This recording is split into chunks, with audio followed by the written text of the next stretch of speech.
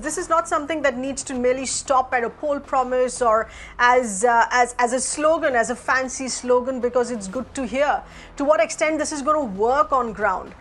Let's in fact make a start with Mr. A. Saravanan with us, spokesperson of the DMK with us. There's of course been a lot of ruckus with respect to what the DMK also just announced along similar lines, but on a lesser amount, saying that it's going to be 1,000 rupees per homemaker here, and being accused by the MNM party, which is actor turned politician Kamal Hassan's party. They're saying that this is an idea that's been plagiarized. They mentioned it first in January, and the DMK mentions it more recently, and right now this minute you have the AIDMK promising the same as well.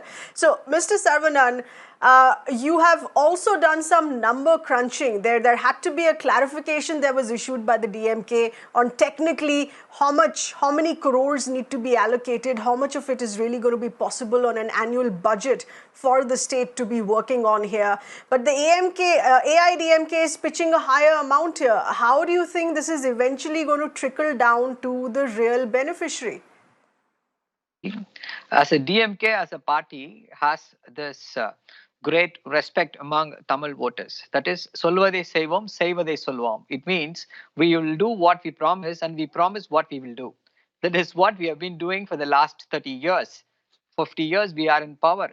Now there is this, a difference of translation or whatever. Because we promised universal basic income to everybody, to every ration card holder, to the women. We said we'll hand it over to that women. But here it is translated to that of a homemaker.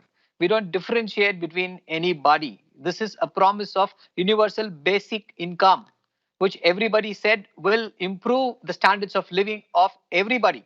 So that is the basic difference. What MNMK said or what the Chief Minister said, you have to ask them and ask them to clarify. We are not differentiating anybody on the basis of homemaker. We respect women, whoever they are. They may be homemakers, they may be hard workers, they may be entrepreneurs, whoever they are, whoever holds a ration card, we will give the 1,000 rupees to the women who holds that ration card. That is the promise. We wanted to empower women. Only that money is given to the women, then okay, so this is going to be for women across the board. Yes, that's interesting, because even if they're income. women who are employed and they're working women, they're still doing housework and they can still be paid for it if they have a ration card. Okay. Yes. Let's get in our other guests connected with us here as well. We're going to take in reactions to what the DMK has just said here. The China NC spokesperson of the BJP with us, Dr. Ami Yagnik, who's the member of Parliament of the Rajya Sabha, the Congress here. Also, Dr. Fawzia Khan, who's the National Women's President with the NCP, and Captain Zoya Agarwal, Air India pilot. Wonderful to have all of you here with us.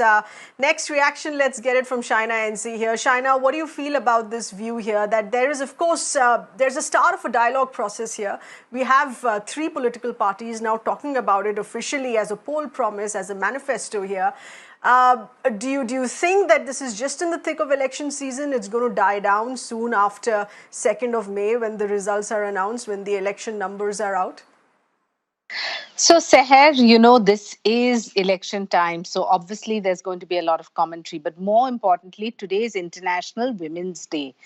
What do we want for the women of this country? We don't want just freebies, subsidies, SOPs. We want real translation of development, which Prime Minister Modi has done. I mean, you take a Jan Dhan Yojana, you take Mudra Banking, which empowers entrepreneurs, you take Beti Bachao, Beti Padhao, you take the Sarva Shiksha Abhiyan, you take the Pradhan Mantri Awas Yojana, which gives a home to women. This is real dignity for women. Now, when it comes to the DMK saying that, oh, we are going to give you this and we are going to give you that, I only want to say that, election after election, people have given a referendum. And especially in a state like Tamil Nadu, it has not always been one party, because the voter is extremely intelligent to understand that you get these freebies only at the time of elections. And post that, you need to have amendments in the constitution. You need to have proper representation in parliament.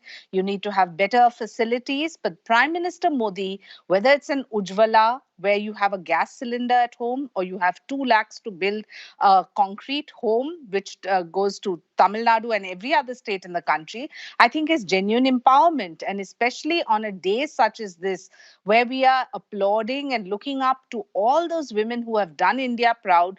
Please don't treat us as just as a vote bank. Don't treat us just as freebies, Okay. subsidies, SOPs. Talk about security, talk about education, talk about financial empowerment, and that's what Atmanirbhar Bharat is. Can I rebut that? Can I rebut that? Can I just give me All 10 right. seconds? Well, but free gas Can I? cylinders are also going to be looked at just handouts or freebies here. Should there be something deeper and more meaningful here, which works in the true sense of upliftment? Sarvanan, please hold on there. Coming back to you in just a bit. I need to get in all voices. Dr. Ami Yagnik here on this discussion with respect to whether or not one needs to be paid as a homemaker. And this is going to be very gender-based because it's different from how we've seen basic social security because it's for all citizens across the board, a bare minimum social security remuneration. This is only going to be for women domestic workers. Even if men are doing work at home, they're not going to get paid for it, but women would.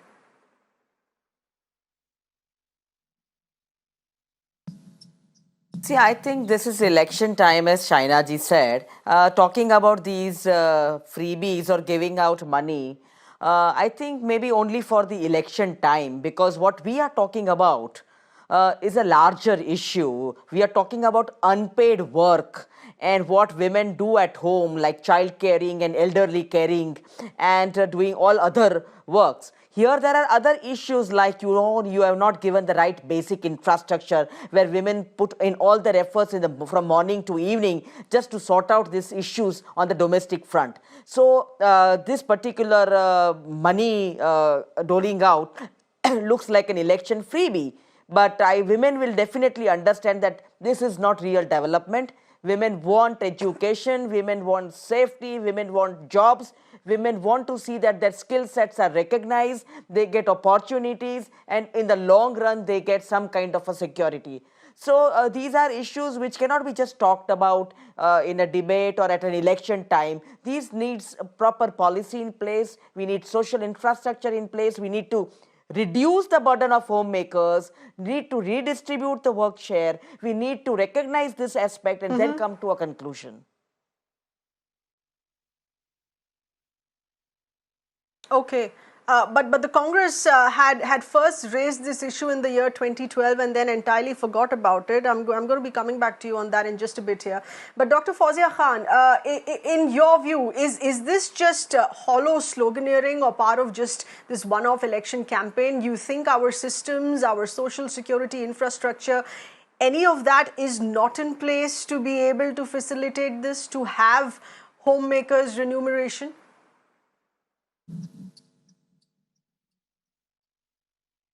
Homemakers' remuneration, as I don't think, it may look like a good idea, but definitely it's a freebie for the election. What we need is something more deeper. We need dignity for the homemaker. We need to value the work that she does throughout the day. 1,500 rupees is not enough value for what the woman does: child care, domestic work, looking after everybody, being a mother at home. I don't think this is enough value that is given.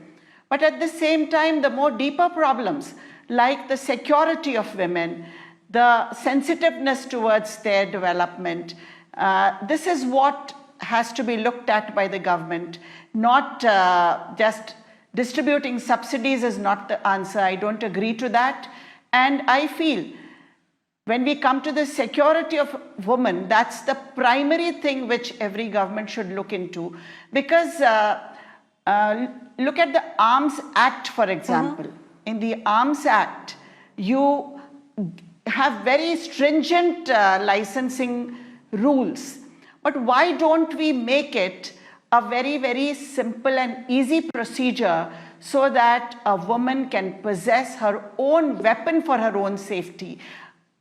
By just giving her a pepper spray or some chili powder to save herself.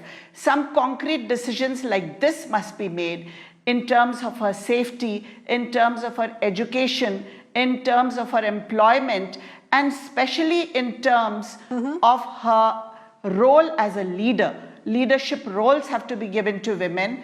And if she's not in the decision maker's role, and if you are going to keep her at the lower level, the lower wage level, it won't solve everything. So there has to be more deeper thought given to the entire issue of women's empowerment. Right.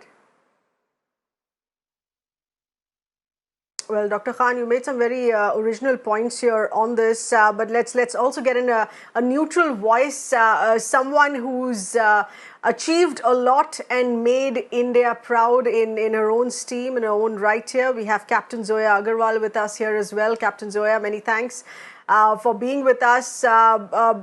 Asking you purely as a neutral voice, of course, not wanting to get into the politics of this here, but as an issue to start this as a dialogue process here, that unless a work done is not paid for, it's not respected. So you pay for what the homemaker is doing at home as part of domestic chores, it will automatically be respected. Namaskar, very good evening to all of the viewers out here. I would like to apologize. I'm stuck in traffic as I'm in the middle of this interview. I would disagree with what you're saying. Firstly, I think I have huge respect for homemakers. I think staying at home, managing the home front, looking after the children, it's a huge responsibility and a huge job. So my full respect and kudos goes out there to all the women who are doing this. And having said that, I would also like to add in that when you talk about getting paid for the work, which if you're not going to be respected for it, for example, there's so much of honorary work. Like take example of this flight that I did, where we actually flew 16,000 kilometers in almost 18 hours time, and we created world record by flying an all women flight crew. That flight has changed so many lives. I did not know 2 months back that impact is going to be there on so many millions and billions of girls. Now I see it. I get these messages from people. That kind of work, when people get motivated from an example like this, that is also work, but that's honorary work. So not all work paid for, they're two different things, So it just basically depends on what kind of work it is. You cannot stereotype it and box it and say that this is black and this is white. There is a lot of gray, and you have to take every single example as it comes, I feel. Okay. That's right. Well, stay on with us here, please. Since you're joining us on the road, you're probably headed for another flight here, but stay on with us as long as you can here. Yes, Mr. Saravanan, you wanted to respond because there's still a lot more to clarify, because questions are going to be asked for women who are employed and working in offices. Are not exactly asking to be paid for domestic chores as a bare minimum support. Should everyone really avail of this? Yeah. See, first and foremost, I would request all these distinguished women in the panel to make a visit to Tamil Nadu, where we have made whatever the demands or whatever the grievances. See, when DMK was in power, we ensured that we opened schools. In 1971, when our great leader Dr. Kalanja was there, he opened schools in all the districts. He said, a women student, a girl child, but they will not allow a girl child to travel farther away. So we should build schools in all the localities. That was the first thing he did. And in 1989, we gave equal rights to women in the ancestral property. This was implemented by the Union of India only in 2004 or 5, after almost 15 years. And our great leader, Dr. Kalanja, gave 33%, reserved 33% central government jobs, Tamil Nadu government jobs for women. He provided for 33% reservation in the panchayats for women. And he also ensured that all the teachers below the primary are for women. So this is what we have done for women. And when we are talking about this particular thing, this 1,000 rupees, I told you, I clarified to you that this is an universal basic income. This is the first of anything which has happened in India. This is going to be historical. This is going to be a trend setter. We are saying every ration No, card but holder. Mr. In Saravanan, when roughly you say it translate, is yes. universal, anything that you call universal is across the board, across gender for all citizens. This is very clearly Yes. demarcated only for That's what. women household workers. It's not even Yes, for yes. men who are doing household chores. No, that's what I'm just trying to clarify that to you. See, we are saying that every ration card will be given 1,000 rupees. Every ration card will be given 1,000 rupees, and that 1,000 rupees will given to the head of the family, not the man, the women. The women head of the family, the 1,000 rupees will be given. This is our promise. And the confusion is, you are saying that we are trying to give money to the homemakers. That is not the case. We are saying we are putting the money, we are saying we are going to give the money to the head, women head of the family, so that that money is spent in a proper way. This is not to homemakers. There is no differentiation of that sort. This is for everybody. We want that money to be spent properly. That is the reason why we want to give that Okay. money to the women. And apart from that, our friend Shaina NC was talking about how Narendra Modi ji's scheme is revolutionizing women and all that. See, in 2005, when our great leader Dr. Kalanjar was there, he gave gas stoves. They said there is a fund crunch. Why can't we give just one stove with one this thing? Then our leader said, no, give them two stoves with two stoves so that Okay. the time will be reduced. And now it has been copied by the BJP, and they said they're giving gas cylinders. What the BJP is doing now, we have done 15 years back. So, in terms of empowering women, DMK is the All right, so forerunner. it's nice that you're all copying each other for the benefit of women here. Yes, At least that's the good absolutely. thing. There should be no plagiarism, We copyright never laws on copied. that. But Shaina, please, We never copied. Shaina, please respond here to this. We should look at this. We should look at this dialogue process positively here. If there is a question of giving a basic remuneration to homemakers, first the challenges: how to identify who's a home worker and who's a home head amongst women in the family. That could be a challenge here. But how else would this work on ground? To make it work without criticizing it, to make it work is adding to a positive. So, Seher, firstly, the cause of a woman is way above any kind of political agenda. Now, it could be one particular party doling out freebies, subsidies, SOPs, and saying that, oh, it's for the larger interest of women. So, if it is for the larger interest of women, let's not ridicule it. When Captain Zoya said how proud she is to be part of a all women's flight, I, as a woman, feel very proud of her too. When Fauzia ji says that women must be respected for who they are, I believe her too, and I agree with her too. Or when Amiji talks about, percolation down to the poorest of poor for empowering their lives of an Atmanirbhar Bharat, I agree with her too. So we can agree to disagree in our individual parties on other agendas. But when it comes to women, I just hope that in the days to come, we will be talking about more serious topics like reservation, talking about why we are at only 78 women in parliament as far as Lok Sabha is concerned, which is the highest we've ever had at 14%, but still a long way to go, considering in 2014 we had only 11 plus percent representation. So I think the time has come. If you feel that 26 women in Rajya Sabha and 78 in Lok Sabha is representation enough for the larger cause of women, I think it's not. We all need to stand up in our individual parties and unitedly take on this cause, because this is the cause not just for 8th March, which is International Women's Day, or some political agenda because Tamil Nadu or West Bengal is going to elections. Right. It is about the larger interest of you, me, and crores of others. Right, but who are China, watching now is also the time to make reservation work. We're going to be talking about reservation in the next half hour here on this, which is when I'm going to raise this point with you. But Dr. Yachanik, given the fact that the Congress, it was almost forgotten. I mean, we had to go through our research to find out that it was not Kamal Hassan's M&M who mentioned this in January this year. It was the Congress in 2012 which first raised the issue of homemakers remuneration here. And then it was totally forgotten. What happened in all these years?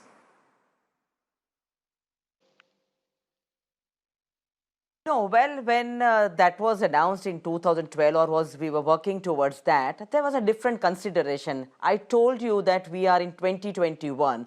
If another party picks up something and tries to make it an election freebie or an election issue, that is to be seen in a different light. But today we are talking about nyay, we are talking about issues that women require to strengthen themselves and to empower themselves. We have been talking about right to education when we were in power as UPA, and we have been talking about the Domestic Violence Act, Sexual Harassment at Workplace Act, because we believe that women need to be secure. We need to see that women are safe, they get a good environment, whether they are at home, whether they are in public spaces, or whether they are at workplace. So what we have been talking is women at the center. Women need to come out and feel secured. They may have a working environment, automatically they'll get empowered. But when we are talking about elections, when you just mentioned, you can't go back to 2012, much has changed. And what we are doing now, what we did in the last 10 years when we were in power, you have seen women empowerment which has taken place. We also followed the directives given by the apex court, as far as women are concerned. We also saw that after the Nirbhaya Khan, which happened, the Nirbhaya issue, the criminal law amendment took place. Today we find that women have law in their hands when they are in public spaces. We have come with cyber stalking also in that particular law provisions. So we want to see that women become stronger, women are able to assert themselves. And that is what women need, they need safety and security wherever they are. Right. Let's talk to more parties in power, because this is more about not just empty sloganeering, but also being in a position to legislate things here. Let's in fact get that from the NCP. Some very interesting original points, Dr. Fauzia Khan, that you'd raised here. How much of it are we going to be seeing the Maharashtra government do this?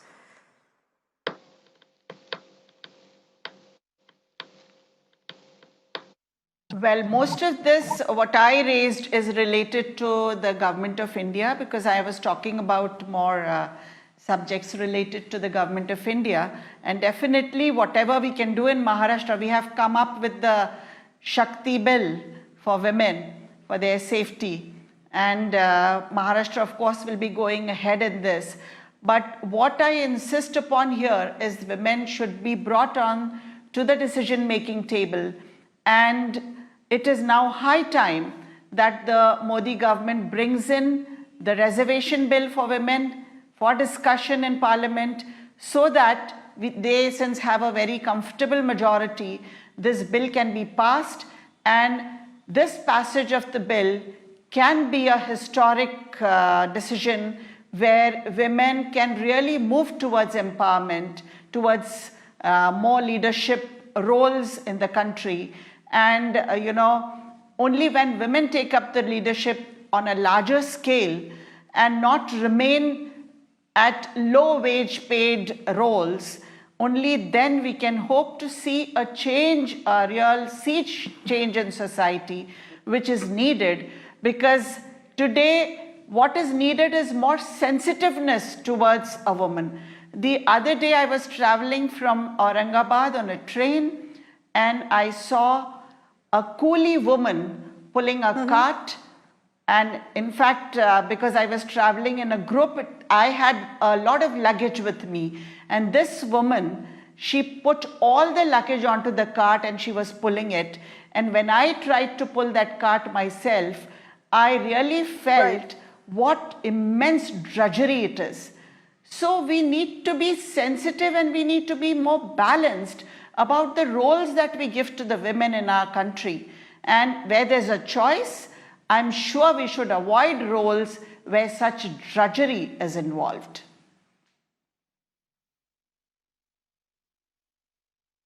Okay. Hello? All right.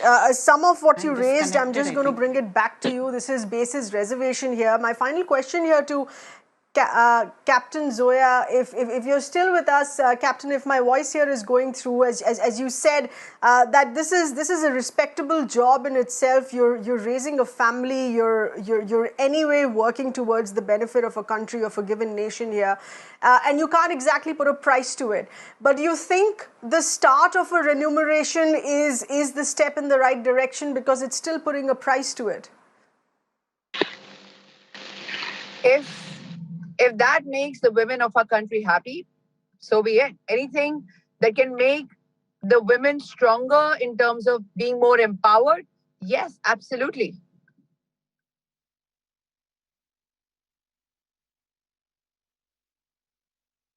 All right. On that note, we'll have to leave it at that. Captain, many thanks for being with us. We're going to be carrying on with this discussion. And as I said, it's also about the next aspect, because we have so many political voices on board. And once every year, if not through the year, this is one thing that we get to hear every year, whether it's really working on ground, whether there's really an intention to be working on ground for that 33% reservation. Now there's talk that 33% is not exactly the magical number. Maybe we should increase that more, but to what avail? Because it doesn't exist on ground.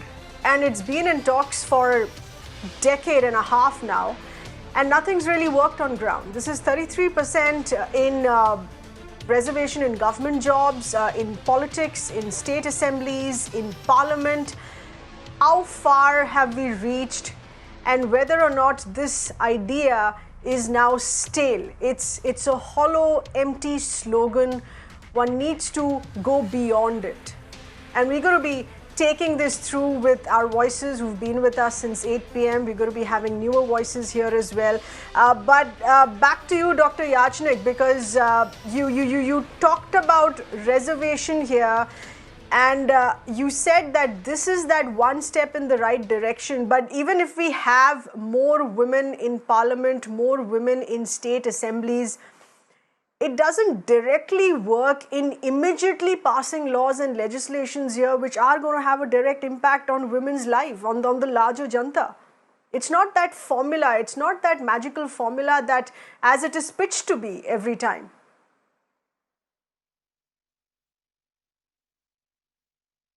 See, I will give you, before I answer to your question, let us go back to the 73rd and the 74th Amendment to the Constitution. That is where the 33% reservation came for local body elections, and where women had to be taken in as 1/3. And that was in the 90s. And after that, this was Rajiv Gandhi's vision that in a participatory democracy, if women cannot participate, cannot take part in decision making, that democracy will practically be in a very different state of governance model. And that is why his vision to see that there's a law. And that is why the constitution was amended. Now, after 25, 30 years, you see that we find a woman sarpanch in a village.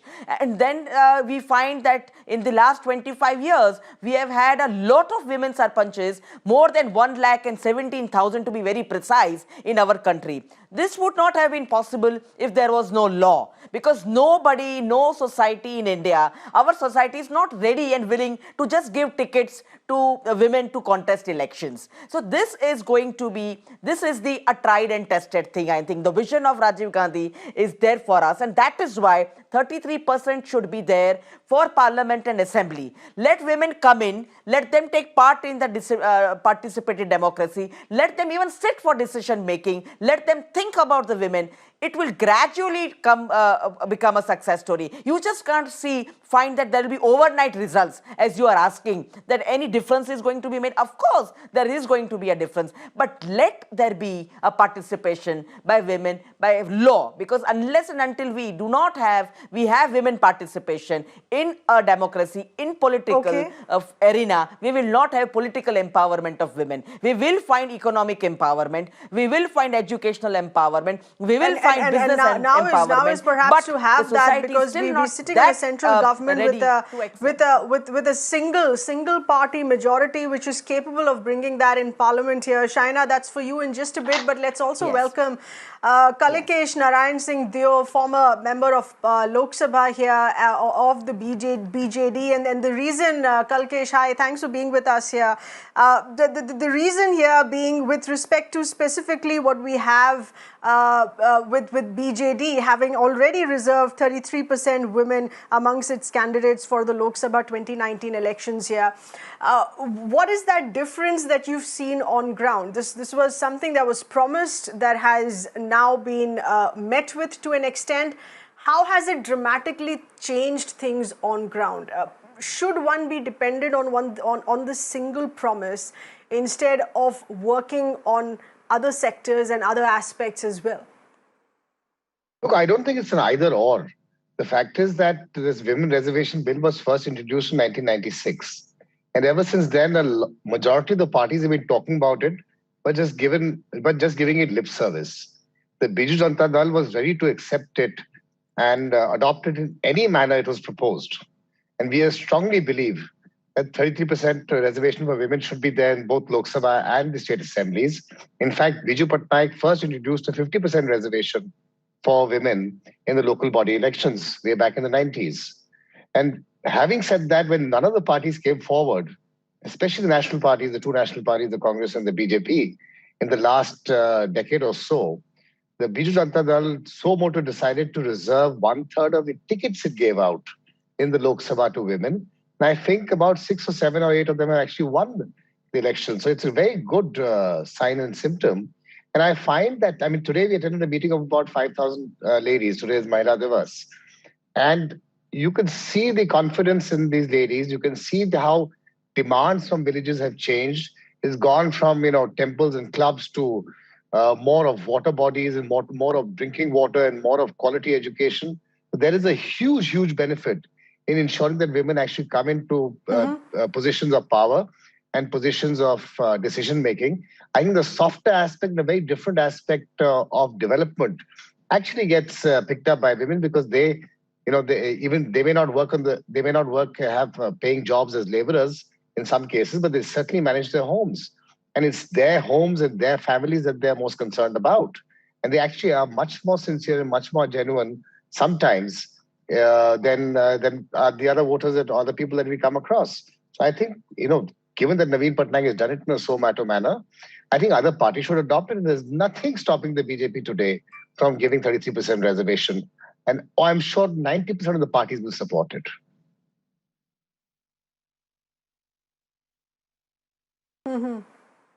Right, but we have seen very ugly scenes play out as we go through the timeline of the mention of women's reservation in Parliament or attempts being made to table it.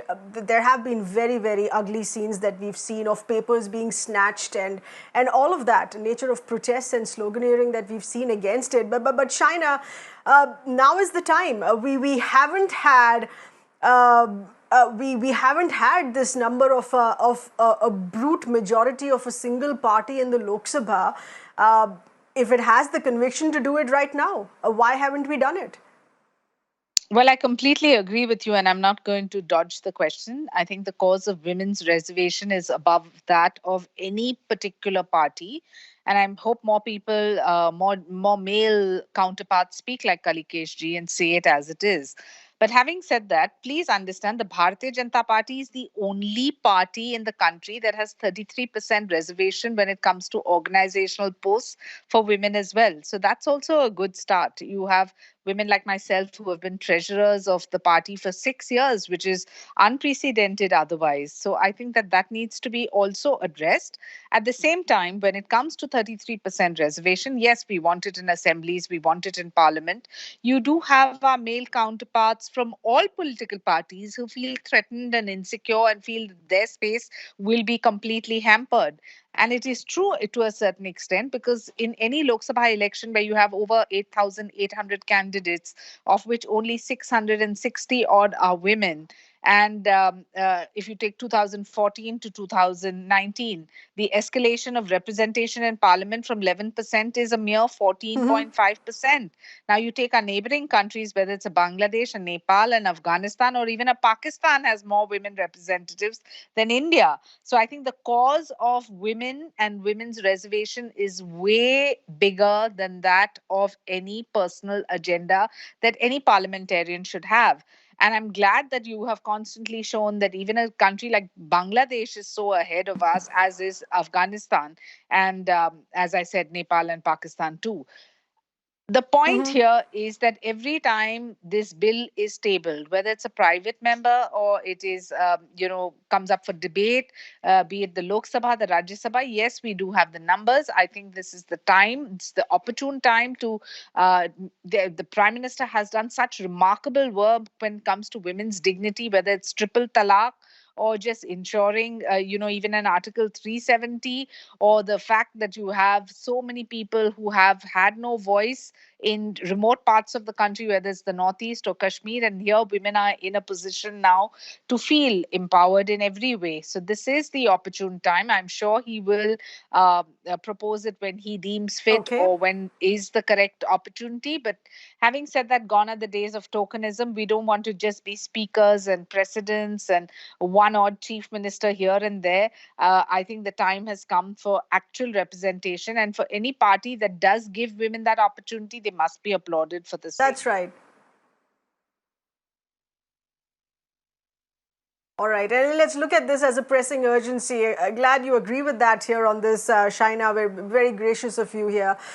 We also connected with Ritika Bhattacharya, who's a social entrepreneur and author, and she's independently done a lot of associated work with different government projects here as well. Ritika, good evening. Thanks for being with us here. In your view, and more importantly, in your experience of what you've seen on ground here, what is the nature of representation, and where do you think the gaps are? Because we have such an active dialogue process here on this, where are the gaps coming in from? Thank you, first of all, for raising this really important question and, talking about women's representation. If you look at essentially where women are kind of, the final culmination of not being equally represented in parliament or in higher kind of echelons of power, you'll notice that it's essentially because there are gaps that exist in the fundamental stages of access to health or education, or getting access to equal opportunity in the workplace. So what you see finally in terms of the women's reservation bill is what is, multiple rungs of systemic blockages, what you can even say failures, to have women get those equal opportunities. And so, the women's reservation bill is very important without a doubt. But essentially, it shows you the final stage of problems that exist previously. If you give a girl the right to education, if you give her the opportunity to equal health, to proper nutrition, all of that provides for a young, healthy adult who can then go and contest for election. But by the time you get to a pool which is so small that having that reservation bill is not always as helpful. So, again, the topic is very important, but as someone who works in this space of gender equality, it is equally important to focus on the fundamental building blocks of what it takes to be equal to begin with. And I think if we can focus on that as much as we do on the reservation bill, I know we can go a long, long way with our counterparts in Bangladesh, Sri Lanka, Nepal, in South Asia at large. Can I just add one point to what she said? Okay, all right. Okay, sure. Go ahead, Shaina. Seher, I truly believe that for any opportunity that is given, that is the only way that women in our country can showcase talent. So are we at the mercy of our top leadership in our individual parties? Yes, we are, because the tokenism is such that a woman is given a ticket and then said that wo jeet paegi, wo and constituencies sometimes which are not winnable also, to tell you the truth. So I think that yes, there needs to be sensitization in a larger perspective, but only if there is opportunity can we showcase our talent. So all these numbers, and look at how well women parliamentarians have done. Of the ones who have fought, the highest amount have won and come this time. And that's why we have a number of 78 in the Lok Sabha, which, as I said, is not sufficient. And this bill clearly says that we only want this reservation for 15 years because we are competent enough and conscientious enough to win on our own accord. So if we do win because of our sheer talent of performance, right, I think that so needs this to also is be just the start of it, is what you're welcome suggesting statement. here. Yeah. But the thing is to make that start, to not be Yes, to not be forever procrastinating of whether this is the right time, whether this is going to work on ground here. I mean, this is about hitting the ground running and high time. Dr. Yachnik, it's also more about the workability here because this is, of course, just reservation with respect to politics and government and parliament. But reservation as a structure per se, Dr. Yachnik, as how we understand it is along the lines of caste, and we don't have a gender reservation system. So what is this start that we're talking about, and how could it obstruct an existing system if it is really brought down to work on ground? It's going to be disruptive. Actually, we should look at the social dynamics which exist in our society. There's a certain ethos, and we are definitely a patriarchal society, let us not forget that. And to see that every girl child gets an education, every girl child goes to college, and then she gets an opportunity to at least get some job. See, all these issues, to come out of that mindset of that centuries, we have to take a leapfrog to see that there is reservation in place. See, as Shaina ji said that, well, we don't want it forever.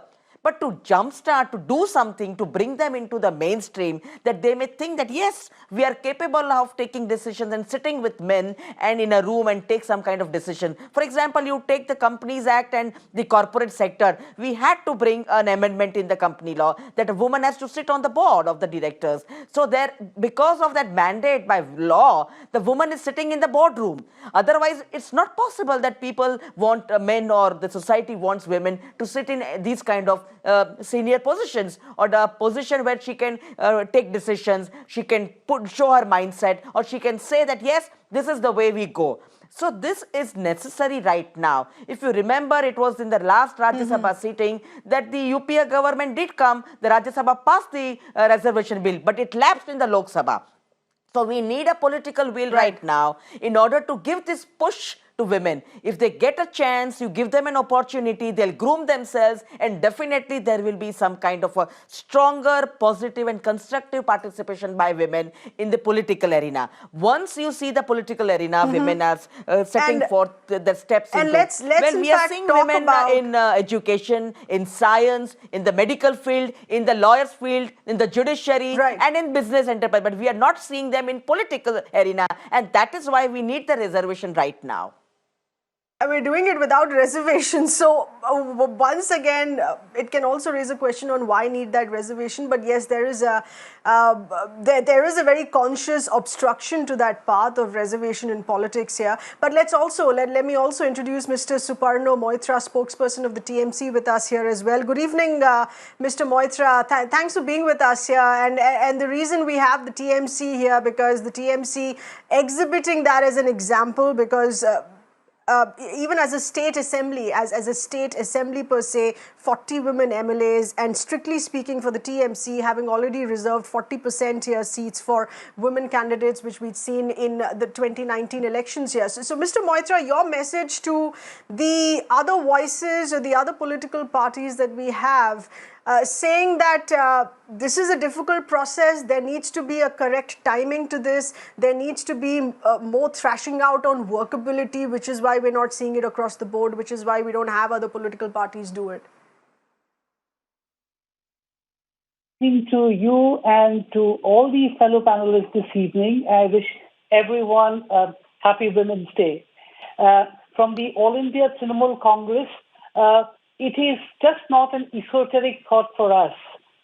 We have displayed it every time that both in the panchayat, that in the panchayat system, in the assembly, also in the parliament. If you look at the level of respect that we have for women, it is manifest in the number of women who represent the people at several levels of the government. So what we would only urge the government at the center is not to pay lip service, but to show their intent and not get into it's unfortunate, but I would like to use the word excuses. I think rather than getting into that, it's important that they make their intent clearly manifest by bringing the bill in the parliament, ma'am. Right, but Mr.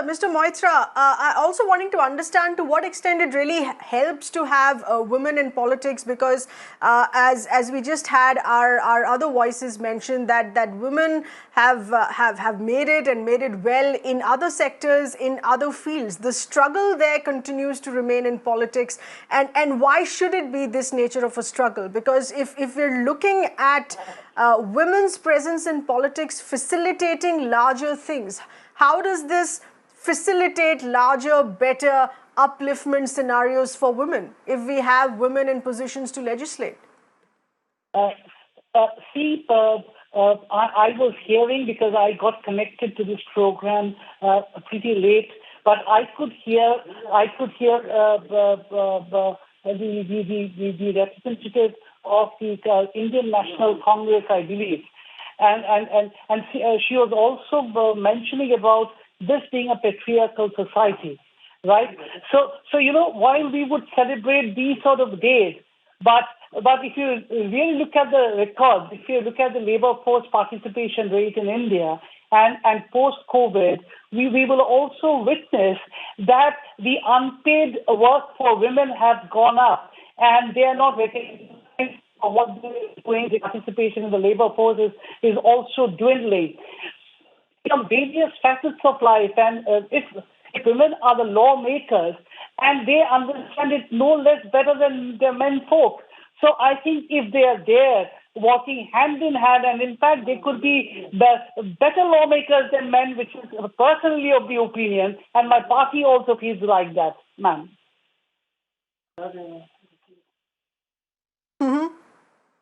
All right. Let me get Ritika here on this. Ritika, what we see through the day, which becomes part of the dialogue process, but which can very misleadingly build a smokescreen, because it's of course in good spirit, it's celebration in good spirit, but it is really just tokenism to have this one-off marathon, to have this one-off free lunch or one-off Twitter independence here. It's not a real measure that works in the long run. While it may add good cheer, it may add to the sense that yes, we're talking about women's liberation, but these are not measures that work in the long run. From your understanding, if you could list out a few specific workable measures, which is to sift through this noise and talk about real things that can work. And I'm so glad you raised that point, because I think it is more than just today. It is about improving the systems. And within that, tangibly, if you look at a few things, if you look at, access to education, the fact is that, women go to school, and if you look at the number of women who are graduating school or college, it's very high, but that doesn't necessarily translate into the workforce. And that is a fundamental question. The other major question, which I know Urban Debate does a really good job on, is talking about law and order. Why is it that a lot of women don't end up going to the workplace? It's because there continues to be an insecurity about women feeling safe going to the workplace, working there. So tangibly improving law and order situations where it's more equitable and a woman feels safe to go where she needs to. And a more fundamental issue on having access to proper health. And I include nutrition. I include actually having access to the proper doctors. So I think being able to have access to proper medical care is also very important. So I'd probably prioritize law and order, education, and health as probably the three most concrete issue, which if we can do all year round, we'll be in a place where we'll have equal access, that we won't need one day to celebrate Women's Day. We'll know that we live in a much more equitable society.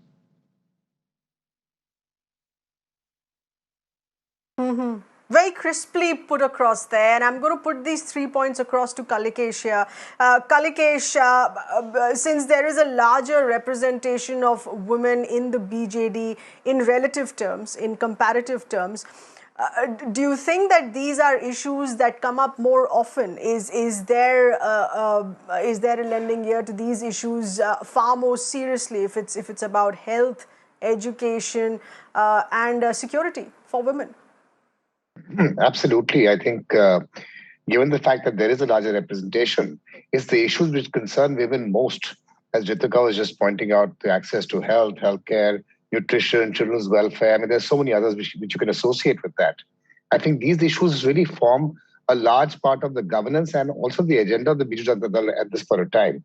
Let me also inform you that currently we've just decided to move our Mission Shakti program or the SHG program into a department of its own. And soon we're going to have a lot more focused economic initiatives through the SHG model. And almost, I think, 60 lakh women in Orissa are involved with this. So it's a huge movement. It's a huge revolution. I think, honestly, if you ask me, I mean, I'd heard some of the other speakers talk about how being a woman in a patriarchal system prevents them from getting tickets and getting access to opportunities. I think if you make the opportunities more transparent, such as getting a primary system into the electoral politics where you don't have to depend upon the whims and fancies of your leaders or the mercy of your leaders, I think a lot more women will actually find place. It is a mindset within our political system which is preventing women from finding the correct place or just place. I think, yes, reservations should be there. They should be given because they've been denied access for such a long time. A larger benefit should be given to them. An easier path should be given to them. But honestly, I think women are as capable, if not more, than the men of our country. And given a fair chance, they will certainly find their fair place in the future. All right, Mr. Moitra, final question here to you before we quickly wrap up here. And this is with respect to the TMC tying in the issue of fuel price hike, tying in the issue of LPG gas cylinder price hike to women issues, because women handling home budgets here are finding it extremely difficult. So it's not just about using these keywords of home buyer's salary or 33% reservation. These are fancy keywords at the end of the day, but it's more about everyday reality. And in everyday reality comes in managing that home budget. But I would express my gratitude, ma'am, for asking me this question. Now, incidentally, the finance minister of the country is also a lady. As she is struggling with managing the finances of the country, similarly is an average lady of the household who is struggling. But the average lady of the household is struggling for the lady who is managing the finances of the country. So I think we possibly may go and would like to buy something for a Sunday lunch, but it becomes difficult because you may not be in a position to afford a cylinder which almost costs 825 rupees per cylinder. Right. The prices have gone up by 100 Absolutely. rupees. So there is affordability that comes into this here. Absolutely, and we talk about affordability of home budgets, which becomes as much as a women's issue as well. It has been so nice having all of you voices here to discuss this further through. It's been very important that we sift through all the noise and get the real issues and what really works on ground. And we're hoping that we've made some of those points clear to you for who've been watching us in this past hour. Many thanks for being with us.